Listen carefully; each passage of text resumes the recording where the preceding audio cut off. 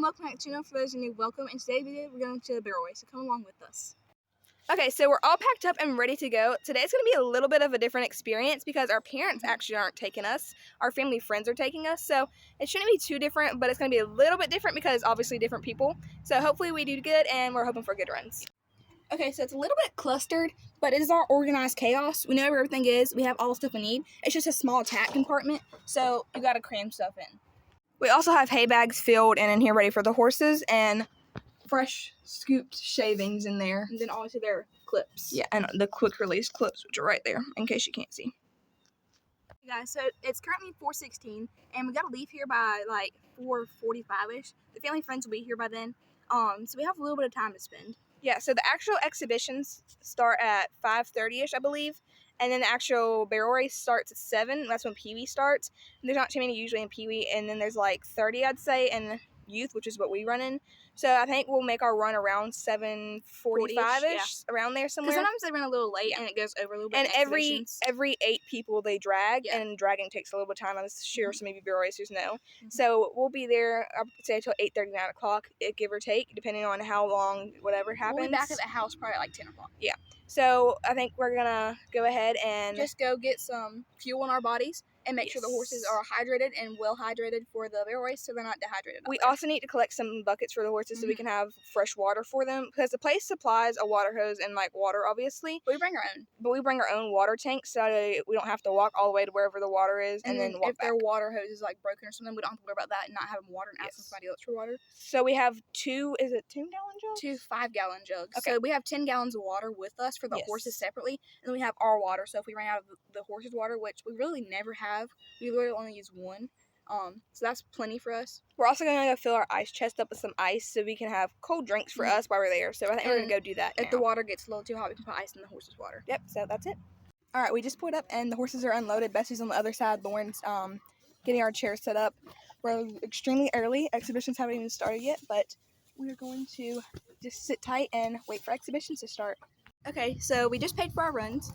Turns out Jackpots, they only do open, so we're in open this time. And we usually are only in youth. We've never done open, but it's kind of good because I think they pay more slots out in the open because there's obviously more people in it.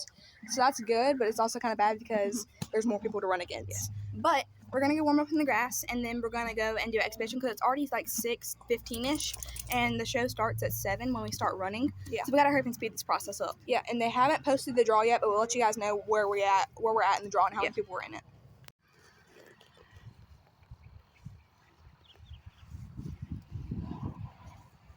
We just finished warming up, and we're going to start to head to do our exhibition.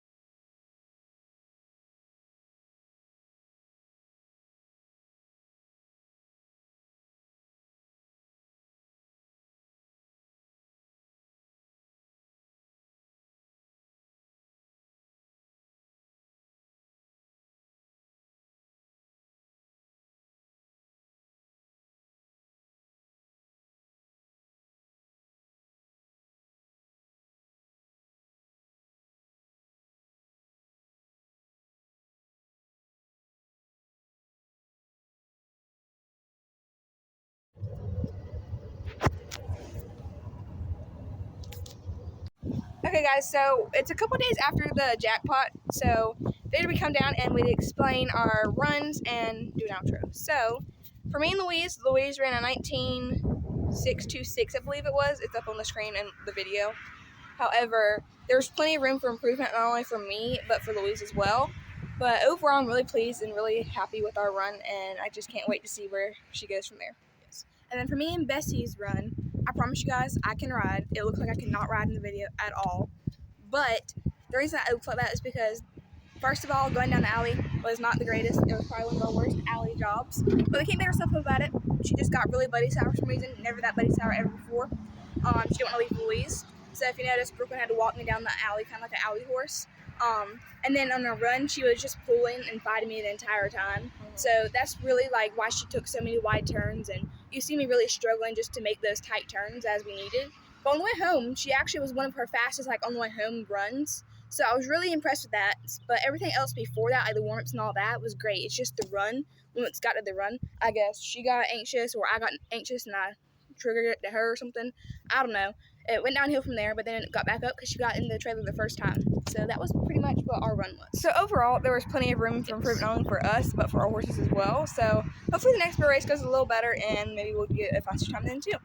So I think that's going to be the end of today's video. We hope you guys enjoyed it. If you would, please like, subscribe, and click that post notification bell so you guys are notified anytime we post a video with these girls. So thank you guys so much for watching. Bye. Bye.